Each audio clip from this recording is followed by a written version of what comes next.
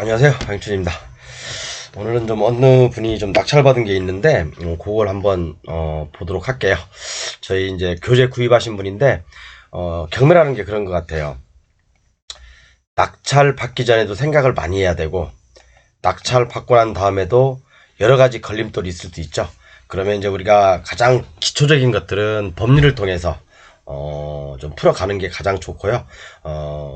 아니면 그보다 더 좋은 방법은 사실은 서로 협의에 의해서 풀어가는 게 제일 좋죠. 그래서 오늘은 이제 하천 점령 허가의 승계가 가능한지 그 부분하고, 그 다음에 이제 내가 하천 점령 A라는 사람이 하천 점령 허가를 받았어요. 그런데 요것을 B라는 사람한테 요것을 임대가 가능한지 요것도 한번 살펴보도록 하고요. 그 다음에 이제 어떤 그 낙찰받은 집이 있는데 요게 이제 이 진입로가 종중도로예요. 종중의 소유의 도로인데 여기 이제 증축이나 개축 또는 신축할 때 토지 사용 승낙서를 어떻게 썼냐에 따라서 사용 승낙을 다시 받아야 될 경우도 있고 아니면 그렇지 않을 경우도 있고 그렇겠죠. 그러니까 뭐 하천 점령 허가도 내가 나중에 가져오려면 돈이 들어갈 수도 있고 이 도로 점령도 역시 돈이 들어갈 수도 있고 그런 문제니까 한번 짚어보도록 하겠습니다. 그리고 뭐 제 강의 교재를 판매하고 있으니까 필요하신 분들은 이렇게 요 부분 참고하셔서 좀 저한테 전화 주시면 되겠습니다. 오늘 어느 분한테 사실은 문자가 왔어요. 제가 이제 저한테 문자가 왔는데 제가 카톡으로 사실 옮겨놨어요. 잠깐 제 자랑 좀 한번 해볼게요. 뭐라고 왔냐면 이제 뭐 교재를 갖다 이제 얼마 전에 구입하셨어요. 며칠 전에. 그래서 자료 잘 받았습니다. 자료 잘 받았습니다. 엄청나고 초고수의 내공이 느껴집니다. 제가 그래서 이름은 지었어요. 이분 이름은. 그래서 감사합니다. 이 책을 출간하면 완전 베스트셀러가 되겠습니다. 저도 부동산 밥 17년째인데 최고의 자료입니다. 제가 그래서 이제 감사합니다라고 좀 답변을 드렸는데, 실질적으로 그래요. 저도 이제 부동산 경매를 오랫동안 공부하고 낙찰을 받고 연구하면서, 사실은 제 교재가 1200페이지 플러스 알파거든요. 이제 보조교재도 한 40개 정도 있고, 그런데, 제가 지금까지 공부하면서 궁금해했던 거, 어려웠던 부분들을 사실은 제 교재에 압축해서 실어놨습니다. 여기는, 수많은 몇백 개의 판례, 그 다음에, 어떤 그 지리외신, 그런 것들도 수없이 많이 수록되어 있고요. 그래서 여러분들이 부동산을 공부하는 데 있어서 아마, 지금까지 몰랐던 것들을 제 교재와 같이 공부하다 보면, 정말 여러분들 레벨이 학원 강사 또는 전문가보다 더 위에 섰을 수 있어요. 제가 그건 장담을 드립니다. 그리고 이렇게 좀 한번 저한테 문자가 와서 제가 한번 자랑질 한번 해봤고요. 그 다음에 이제 오늘 그분이 이제 다른 분이 이것들은 제 문자로 와가지고 문자는 제 컴퓨터상에 안 나타나잖아요. 그래서 제 카톡으로 다시 복사해서 붙여넣기 해서 제가 제 카톡으로 쓰러 보낸 겁니다. 저한테. 박영춘이가 박영춘한테 카톡으로 보낸 거거든요. 근데 이제 요거 내용을 한번 읽어볼게요. 이 내용을 제가 제 교재에 실어놨습니다. 교재로 바로 가볼게요. 요 내용이에요. 다름이 아니오라 이게 번호가 있고 첫 번째 진입로가 종중 토지라서 향후 중축이나 개축 또는 매도시 종중의 의결 문제가 필요한지요 이렇게 나와 있고요. 두 번째 질문은 뭐냐면 본권 앞 강과 접한 토지가 1500평 한전부지로서 어떻게 좀 지금 점령 허가를 받고 사용하고 있나 봐요. 근데 이 물건을 한번 보면 점령 허가를 받고 사용하고 있는데 아이고 이게 왜 이러지 갑자기? 죄송합니다. 이게 갑자기 밑에 선이 깔렸네요. 점령 허가를 받고 사용하고 있는데 궁금했던 부분이 뭐냐면 이 사장님께서 이게 사용 승낙을 받은 A라는 사람이 있지 않습니까? A라는 사람이 제3자인 B에게 요것을 다시 재임대할 수 있냐? 그죠? 재임대 또는 전대할 수 있냐? 요것을 질문한 거고요. 두 번째는 제3자에게 임대하는 것이 불법인지 그것을 좀 말씀해 주셨어요. 물어보셨고 그 다음에 만약에 이걸 이제 어떤 이 토지를 제가 가져오려면 가져오려면 요 부분을 피양수자, 그러니까 이 A라는 사람, 제가 이제 경매사령관에 낚시를 받았다고 해요. 경매사령관이 가져오려면 이 A라는 사람의 사인이 필요한지, 동의가 필요한지 그것을 한번 짚어보도록 하겠습니다. 일단 이 사장님께서 물건을 낚시를 받으신 거 한번 볼게요. 굉장히 잘 받으신 것 같아요. 이게 아닌데?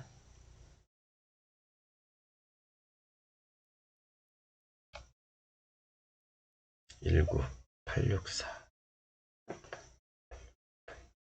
86408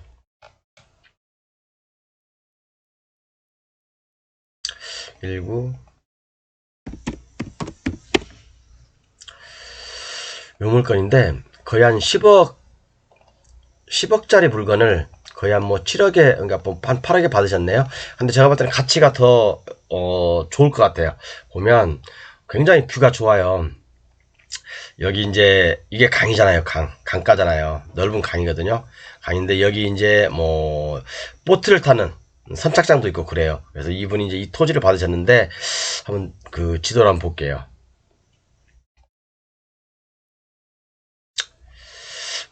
굉장히 잘 받으신 것 같아요. 굉장히 잘 받으셨고, 여기 보시면 여기 선착장 있죠. 여기 보트 타는데 선착장 있고, 그래서 여기 이제 굉장히 관광지도 괜찮고. 그런데 자, 여기 보면 이분이 질문한 게 두 가지죠.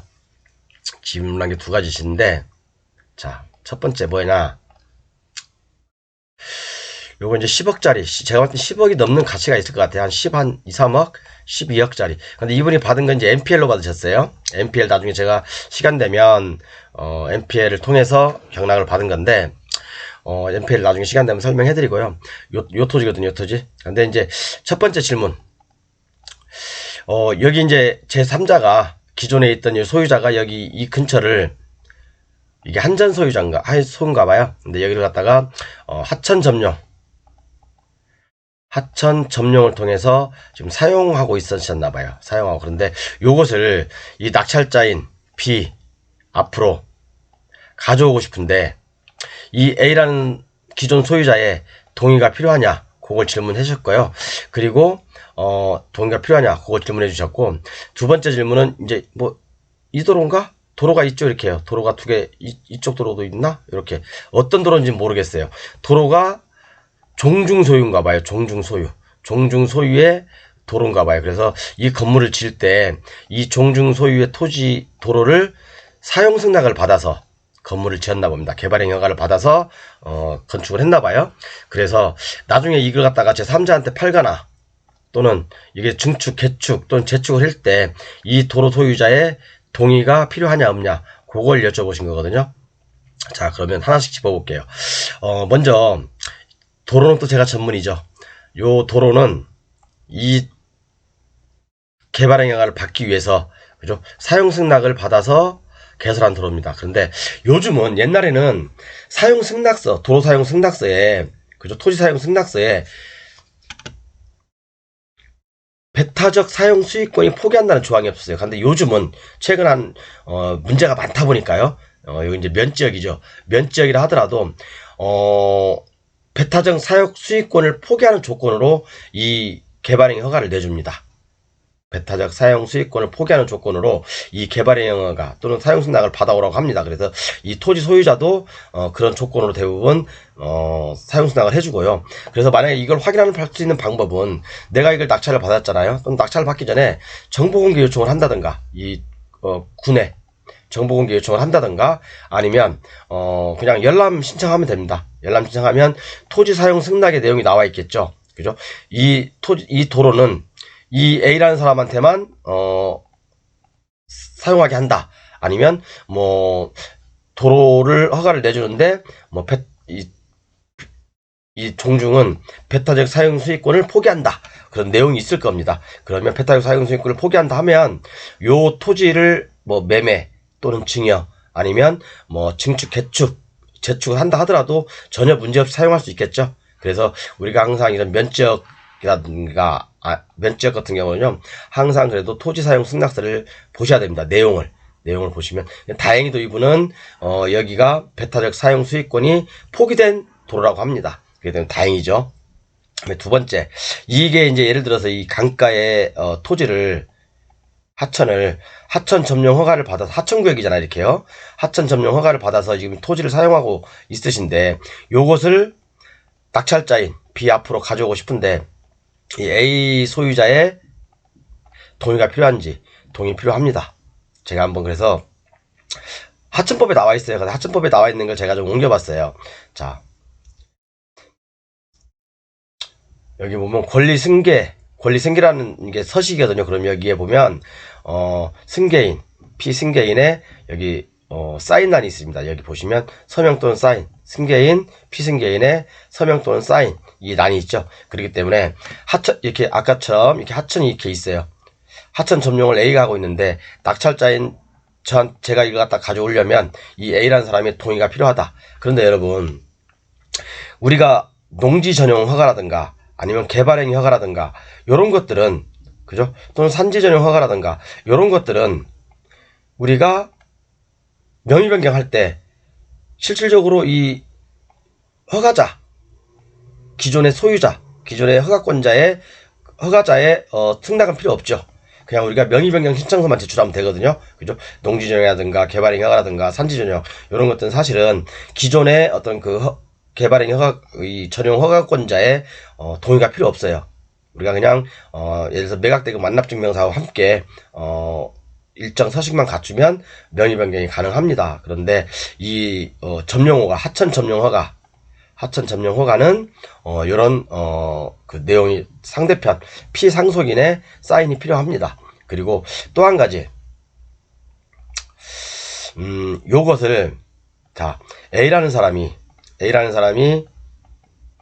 하천 점용 허가권자야. 하천 점용 허가를 받았어요. 근데 요것을 B라는 사람한테 전대를 했어요. 그럼 요게 불법이냐?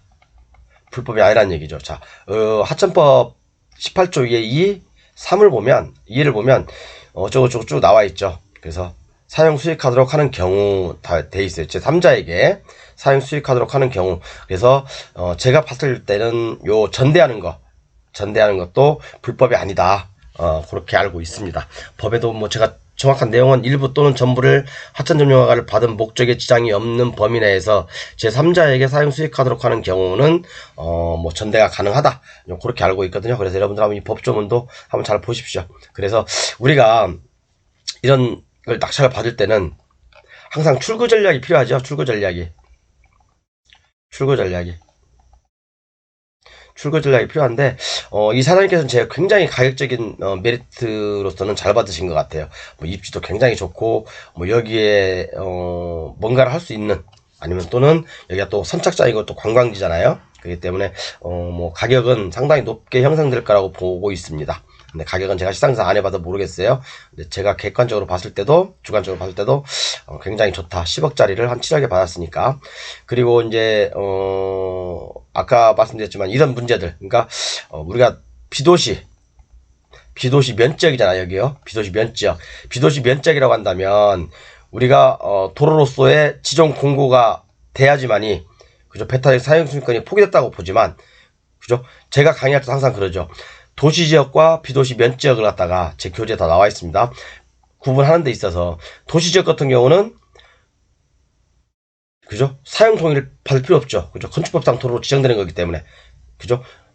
지정해야 될 의무가 있기 때문에. 하지만 비도시지역은 도로로서 지정 공고할 의무가 없기 때문에 그죠? 대부분 담당 공무원이 사용 승낙을 받아오라고 합니다. 그러나 우리가 이 토지 사용 승낙서 내용을 잘 보셔야 돼요. 특히 비도시 지역은요.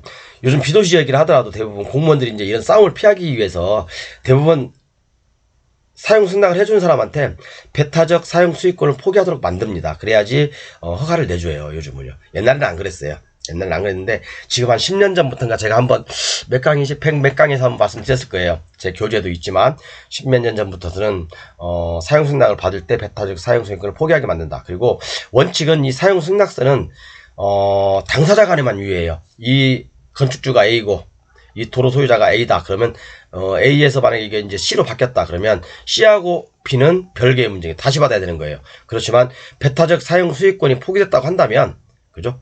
누구나 다 사용할 수 있는 도로로 사용승낙을 해줬다면 주인이 바뀌어도, 건물주가 바뀌어도, 토지주가 바뀌어도 상관없는 거죠. 이해 가셨죠? 그래서 우리가 이런 건물을 받을 때 굉장히 잘 받으셨는데, 체크할 사항은 이제 하천 점용 그 부분이 전대가 불법인지 아닌지 그거 체크하시고, 만약에 불법이 아니라고 한다면 분명히 그 하천 점용 허가권자는 낙찰자한테 만약에 내가 하천 점용을 더 하고 싶다 그러면 일정 부분 좀 사례를 요구할 겁니다. 그렇지만 너무 비싸게 요구하면 굳이 하천 점용을 받을 필요가 없어요. 그죠? 하천 점용 받을 필요가 없다고요. 그렇게 보시면 돼요. 그래서 굉장히 우리 교재 구입하신 분께서 정말 잘 받으신 것 같습니다. 입지도 구시고, 그죠? 매매도 잘 될 것 같습니다. 그렇게 보시고, 이제 제가 주식 얘기를 잠깐 할 테니까, 주식에 관심 없으신 분들은 나가 주십시오. 안 보셔도 돼요. 자, 종합지수는 크게 걱정할 거 없어요, 여러분. 종합지수는 제가 볼 때는 어차피, 우상향이고, 그리고, 아직은 뭐 크게 하락에 치운 거 없으니까, 일단 종합지수는 고입니다, 고고. 제가 1월 6일부터 주식 투자를 했죠? 1월 6일부터 주식 투자를 했는데, 자, 1월 달에는 AI, 인공지능이 주도주였습니다. 제가 말씀드렸죠. 그 다음에 2월 달에는, 그죠? 2월 달에는 뭐였죠? 2월 달에도 역시 마찬가지로 AI, 인공지능이 주도주였죠. 주도주. 3월 달에는 로봇이 완전 휘날레를 날렸죠. 로봇이 휘날레를 날렸습니다. 그리고 3월 말부터는 2차전지가 또 한번 떴고요. 자, 그러면 AI는 제가 봤을 때는 그래요. AI는 한 달, 두 달을 갖다 1월까지 휘날레를 날리고 쉬었어요. 그렇지만 지금의 시대는 AI 시대입니다. AI 시대. 로봇주는 당분간 제가 봤을 때는 좀 차별화 되겠지만 당분간 조금 쉬어야 될 것 같고, 2차전지도 사실은 너무 올랐어요. 오른 것만 올랐죠. 2차전지도. 그렇지만 안 오른 것들을 위주로 선별적인 접근은 가능하지만 굳이 뭐 LNF라든가 에코프로 PM 그런 거 따라 살 필요가 없잖아요. 그죠? 사면 물릴 수가 있어요. 그렇기 때문에 2차전지 관련주는 저도 사실은 무서워서 못 사요. 2차전지 관련주가 만약 조정에 들어가면 다 같이 조정에 들어가거든요.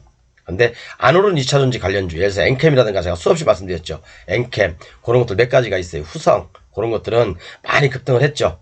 그죠? 그렇기 때문에 그런 것들도 일단 따라 사면 일단 위험하고요. 가지고 있는 사람들의 영역입니다.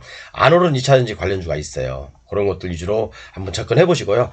그래서 제가 봤을 때는 AI하고 4월 초에는 AI하고 바이오가 대세가 될 가능성이 높습니다. 바이오가. 그래서 AI는 제가 보고 있는 중에서는 마인즈랩. 이 마인즈랩이 굉장히 좋게 보입니다. 사실은 저는요. 마인즈랩이 물론 이 종목도요. 추세가 이렇게 긁어져 있잖아요. 추세가 이렇게 올라와 있는데 이 추세대 깨면 매도하는 게 맞아요, 여러분. 또 이렇게 가만히 있다가 당하지 마시고 매도하는 게 맞고요. 마인즈랩은 한번 내일 한번 슈팅이 나올 수 있는 자리이기도 해요. 내일까지 한번 지켜보고, 저는 좀 오늘 마이너스권에 샀거든요. 어제부터 사기 시작했는데 오늘도 좀 샀고, 그래서 내일 만약에 지금은 수익 구간입니다. 내일도 만약에 요게 이 추세선을 깬다 그러면 보지도 말고 매도입니다. 일단은요. 매도하고 봐야 돼요. 그렇지만 내일 만약에 요게 강한 양선으로 뚫어준다. 이렇게 뚫어준다. 3만원을. 그러면 앞으로 요것은 제가 볼 때는 상당히 많이 갈 것 같아요. 그리고 좀 제가 하나 좀 저기 했던 게 미코에 대해 제가 말씀을 안 드릴 수가 없어요. 미코는 좀 이렇게 감사보고서, 제가 도박 아닌 도박이라고 이건 말씀드렸죠. 근데 좀 저는 사실은 여러분들께 조금 너만 먹고 빠지냐 그럴 수 있겠지만, 저는 사실은 이날 930만원을 벌었어요. 미코에서 이날 930만원을 벌고, 이제 이때 종가로 그냥 이날 나머지는 다 팔고 3천만원어치만 가지고 있었거든요. 그래서 이날 사실은 팔았어요. 저도 이제 개발학 보였기 때문에 마이너스 330 정도 되더라고요. 그래서 이제 요때 팔았는데, 가지고 계신 분들은 어떻게 대응하는지 제가 말씀드릴게요. 미코가 감사보고서 감사 보고서가 지연됐죠. 결국엔 나왔어요. 나오는 게 뭐죠? 적정으로 나왔어요. 적정으로 나왔는데 그 밑에 보면 주의환기라고 나와 있어요. 주의환기. 이게 뭐냐면 자, 미코의 원래 회계 법인은 A라는 데였어요. 근데 이게 감사 업체를 회계 업체를 B로 바꾼 거죠. 미코에서 B로 바꿨는데 자, A에서는 원래 감사를 할 때 1항, 2항, 3항이 있었어요. 근데 다 적정으로 나왔거든요. 2021년도 거는. 그죠? 근데 이제 B라는 업체로 이제 2022년도에 가면서 이 B라는 업체로 옮기면서 B라는 업체는 또 뭐 나름대로 기준이 있을 거 아니에요. 기준이. 그죠? A라는 업체는 1, 2, 3항이 다 오케이. 자기들 기준에 맞아. 그래서 적정 의견을 낸 거고 B라는 업체로 넘어오다 보니까 B라는 업체에서는 요구를 한 거죠. A라는 업체 1항이 우리 기준하고 안 맞아. 2항도 우리 기준하고 안 맞아. 그러니까 보완을 좀 해달라. 근데 A라는 업체에서는 우리의 기준에는 맞다. 보완할 필요 없다. 그래서 사르칠은 2022년도 감사 보고서는 적정입니다. 적정이에요. 단지 그 밑에 한정 의견을 환기 의견을 내보낸 이유는 이 A라는 업체에서 이 1번, 2번 업체에서 우리 조건에 맞게 고쳐달라고 했는데 안 해주니까 B라는 업체에서 이 부분에 대해서 환기 뭐지 그게 주의 환기 그것을 의견을 낸 거예요. 그죠? 그거라고요. 그 의견이라고요. 그런데 시장에서는 환기라는 말이 붙으니까 당연히 주가는 빠지게 됐죠. 빠지게 된 거예요. 자, 그래서 제가 봤을 때는 그래요. 사실은 이게 악재가 아니거든요. 악재가 아닌데 시장에서 환기라는 말이 붙으니까 악재로 통용되는 거예요. 실질적으로. 그죠? 2022년도 감사보고서는 적정입니다. 단지 이 환기라는 말은 이 기존의 업체 요 부분이 자기들 기준에 맞지 않다. 그래서 내부 회계, 감사, 환기, 주의환기 그렇게 얘기를 한 겁니다. 그죠? 이해 가시죠? 실제로 제가 봤을 때는 이게 악재는 아니에요. 근데 언제라도 이거 급등 나올 수 있습니다. 이거 제가 봤을 때는요. 언제라도 급등 나올 수 있으니까 여러분들 요 종목 한번 주의 있게 보십시오. 저도 330만원 요 종목에서 마이너스 보고 팔긴 했지만 물론 그 전날에 900 얼마 벌었어요. 벌고 이제 330 다시 토해냈지만 그래도 지금 가지고 있진 않아요. 근데 요 종목은 이런 감사 의견 제가 그래서 한번 그 감사 보고서를 꼼꼼하게 봤어요. 보니까 제가 회계사는 아니지만 요런 내용들이더라고요. 요런 내용들. 그러니까 제가 회계사는 아니니까 틀릴 수는 있죠. 근데 뭔가 문제가 있으니까 그렇게 했겠죠. 그래서 요 미코라는 종목은 여러분들 한번 지속적으로 한번 관심 있게 보셔야 돼요. 그래서 제가 보는 종목은 이제 마인즈랩 요거 하나 보고 있고요. 그 다음에 이제 그 바이오 관련 중에서는 ABL 바이오는 이제 급등해버렸어요. 이제 오늘 사시면 안 됩니다. 이거 ABL 바이오 급등했죠. 제가 이제 추세선을 이렇게 딱 긁어놨는데 이렇게 급등을 했습니다. 사실은 어제 갖고 있다가 제가 그제 갖고 있다가 팔았어요. 아우 이게 진짜 얼마나 속이 아픈지 미치겠습니다. 근데 제 복이 아니니까 그죠? 복이 아니니까 어쩔 수 없고 저는 요거 종목뿐만 아니라 이제 요거 박셀바이오를 보고 있어요. 박셀바이오. 요게 이제 차트상으로 아주 지금 완성도가 높고 종목이거든요. 그래서 이제 박셀바이오도 지금 지켜보고 있고요. 그 다음에 이제 리오프닝 관련해서 이제 그 청단 글로벌 빠진 만큼 충분히 빠진 것 같아요. 청단 글로벌도 지금 빠질 만큼 충분히 빠졌고 그래서 요 종목을 지금 보고 있습니다. 그래서 요 종목은 내일 한번 도전해볼까 생각 중인데 여러분들 제가 이때 한번 얘기를 많이 드렸고 이때도 한번 드렸어요. 근데 이 추세선 깨는 순간 매도가 맞아요 여러분. 근데 매도를 못하신 분들이 굉장히 많아요. 이게 저희 같은 사람들이 추천한다 하더라도 어떤 전문가가 추천한다 하더라도 요렇게 기존의 추세선을 깨게 되면 요런 추세선을 깨게 되면 매도로 대응하는 게 맞습니다. 다시 이때 다시 재배수 하더라도요. 그죠? 그래서 이 추세선이 강력한 저항선 되는 거거든요. 빠졌다가 다시 올라가면 이 추세선 맞고 두들겨밖에 내려오잖아요. 그죠? 근데 여기 보면 일단 여기 120선에 좀 근접해 있고 자 이제 주가가 뜰 날이 있을 것 같아요. 그래서 제 목표가는 일단 여기 이 추세대가 있는 이 추세대 라인이 있는 여기까지 13,000원, 14,000원까지 보겠습니다. 그리고 이제 박셀바이오는 솔직히 목표가라고 하기는 그렇고 어디까지 갈지 모르겠어요. 저도요. 일단은 내일 마이너스 주면 사보고 아니면 안 살 겁니다. 어디서 박슬바이오 어디 갔냐?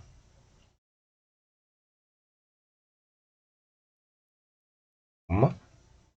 여기 있었는데? 엄마, 에이, 모르겠다. 박셀바이오. 아주 바닥이 지금 잘 만들어고 있고요. 그렇기 때문에 이것도 물론 여러분 손절가 여러분들께 잡으십시오. 제가 봤을 때 손절가는 뭐 여기 2만 한 8천원? 여기 깨지면 매도라고 봅니다. 그리고 2차 매도가는 여기 아니 이게 3만원 2만원이죠? 3만 4천원이죠? 3만 4천원 1차 손절가는 3만 8천원 2차 손절가는 요거 깨면 바닥이 어딘지 모릅니다. 그렇기 때문에 이게 손절가로 잡으시면 될 것 같아요. 하나, 두 번. 그래서 요 종목은 내일 뭐 갭으로 떠서 시작할지 뭐 모르겠어요. 근데 내일 만약에 미국장이 안 좋아서 개발악 보여서 시작하면 시초가 아래에서 매수해 볼 만도 합니다. 그래서 요즘 이제 제가 주식을 조금 이제 좀 쉬고 있는 좀 중인데, 그래도 좀 이 종목은 가지고 있습니다. 좀 옛날처럼 이제 무리하게 하지 않고 조금씩 하고 있어요. 그러니까 언제든지 토끼 생각으로 하고 있으니까 여러분도 참고하십시오. 감사합니다.